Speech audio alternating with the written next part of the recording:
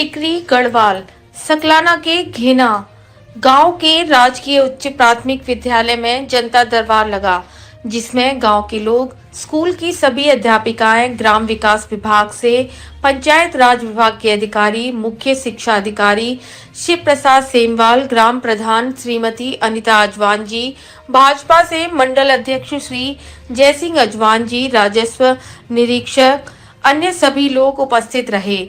आपको हम जोड़ी चलते हैं हमारे संवाददाता टिहरी गढ़वाल से मीरा डोगरा जी के साथ। नमस्कार, प्रणाम। मैं मीरा डोगरा, टिहरी गढ़वाल और पहाड़ दूरदर्शन से।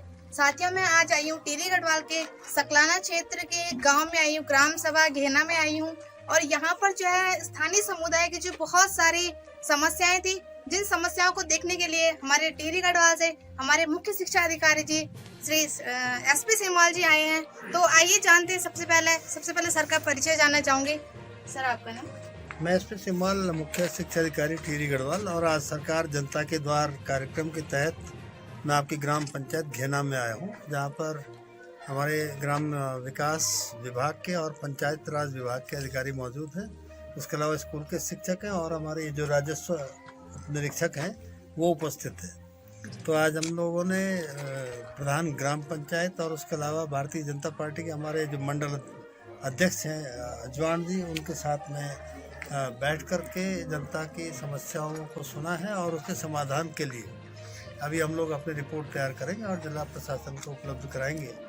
मुख्य रूप से जो एक बात आई है कि प्राकृतिक आपदा में एक तो सड़क का, दूसरा जो खेत हैं और उसके अलावा नीचे ताल गांव का मामला आया है और उसके अलावा अन्य मसले भी हैं जिनका समाधान हम लोग कोशिश करेंगे कि समय करवा सकेंगे।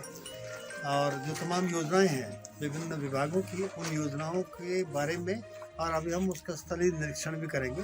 लेकिन ये देखा हमने कि जल जीवन मिशन का जो द्वितीय चरण है उस चरण में भी काम होना है और पेयजल जो शौचालय है, सार्वजनिक शौचालय, और उसके अलावा जो प्रधानमंत्री आवास योजना है उसकी कुछ योजनाएं हैं। बाकी अभी मुझे बताया गया कि बहुत सारी योजनाएं जो ग्राम्य विकास और तमाम अन्य विभागों से संबंधित है वो गांव सभा के अंदर बहुत ज़्यादा प्रभावी तौर पे अभी संचालित होना है। तो उस बारे में हम लोग बात। जी सर, एक सवाल सर, आखिरी सवाल सर मेरा ये है, अभी जो जैसे कि आपने भी देखा होगा, अभी आंगनबाड़ी के जो फॉर्म आए थे तो उसमें सर ये है कि 80 परिवार से जो है उसमें फॉर्म भरने के लिए नहीं था, सिर्फ जो है अन्य पिछड़ा वर्ग उस फॉर्म को भर सकता है। तो ऐसा क्यों है सर? क्या 80 परिवार किसी ग्राम सभा आंगनबाड़ी कार्यकर्ता के लिए जी मैं बाल विकास विभाग के जो अधिकारी हैं उनसे पूछेंगे कि क्या इस पंचायत के लिए आरक्षण का कोई रोस्टर हो सकता है कि जो आंगनबाड़ी कार्यकर्त्री हैं तो उनका जो चयन होता है तो जाहिर तौर पे जो आरक्षण के प्रावधान होते हैं वो प्रावधान लागू होंगे।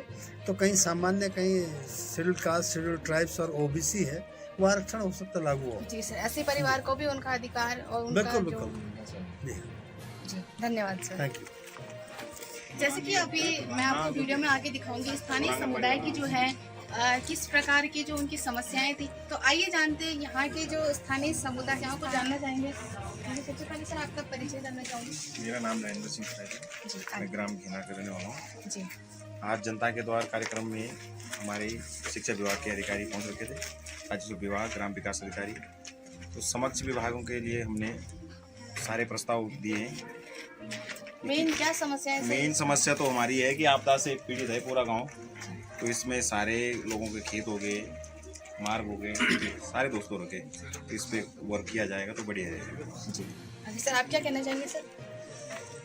स्थानीय समुदाय की जो खबरें हैं, आप जो भी समस्याएं हैं। तो मैं पहाड़ दूरदर्शन का बहुत धन्यवाद देना चाहता हूँ क्योंकि हमारी ग्राम पंचायत में आप लोग आए और समस्याएं तो बहुत सारी हैं। आज जनता ने सरकार ने जनता के लिए कार्यक्रम रखा था, लेकिन कार्यक्रम में सबसे बड़ी विडंबना यह है कि सभी विभागों के कर्मचारी यहाँ पर मौजूद नहीं हैं और कुछ अधिकारी आए हैं, हमारे मुख्य शिक्षा अधिकारी भी आए हैं और पंचायत मंत्री भी आए हैं और बाकी और कोई अधिकारी विभाग से कोई भी अधिकारी यहाँ पर नहीं आया है।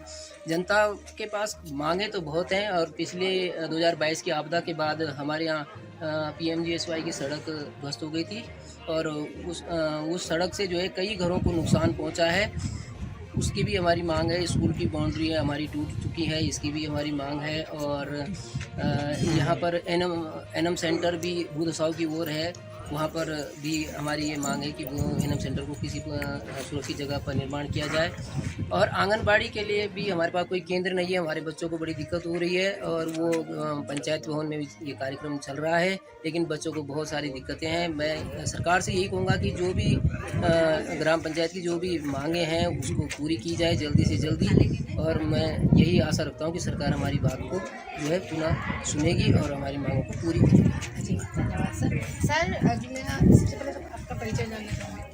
मैं जय सिंह अजवान, पूर्व प्रधान ग्राम पंचायत घेना, मंडल अध्यक्ष, वर्तमान में भारतीय जनता पार्टी सतलाना। सर जैसे कि अभी आपने देखा था कि आपने बहुत सारे प्रस्ताव जो है उनके शिक्षा अधिकारी जी को दिए हैं, तो आपको क्या लगता है कि यह काम धरातल पर होगा? अब हम तो आशा ही कर सकते हैं, अपेक्षा रखते हैं कि वो नोडल अधिकारी हैं। आज सरकार जनता के द्वारा जो कार्यक्रम था उन्हीं के द्वारा ये जिले से रखा गया था, वो इस कार्यक्रम के नोडल अधिकारी हैं। और संभवतः वो जितने भी विभागों में हमने प्रस्ताव दिए हैं वो उन तक पहुंचाएंगे, उन पे अमल होगा, ये मैं उनसे आशा रखती हूँ। जी धन्यवाद सर।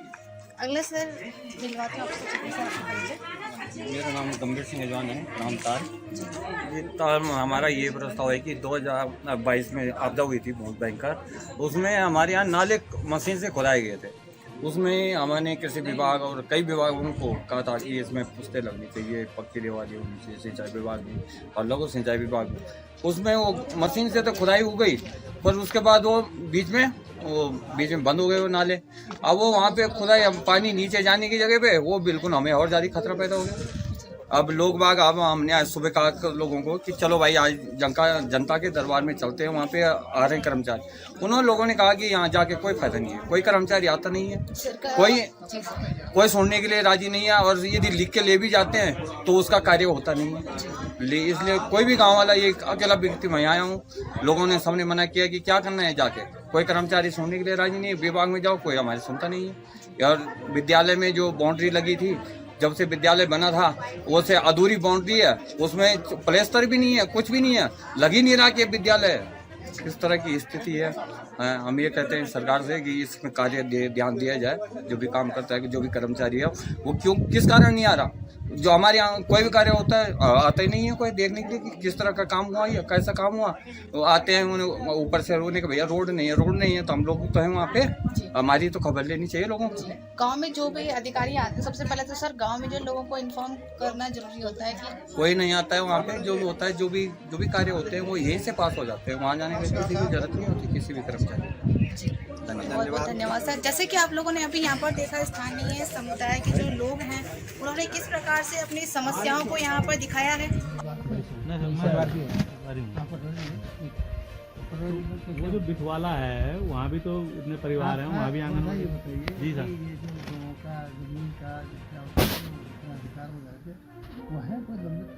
खबरों में अब तक के लिए बस इतना ही। फिर होगी आपसे मुलाकात, तब तक के लिए नमस्कार और देखते रहिए पहाड़ दूरदर्शन न्यूज।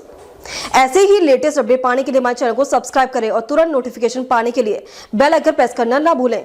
यदि आप हमें फेसबुक या इंस्टाग्राम के माध्यम से देख रहे हैं तो हमारे पेज को फॉलो जरूर करें। धन्यवाद।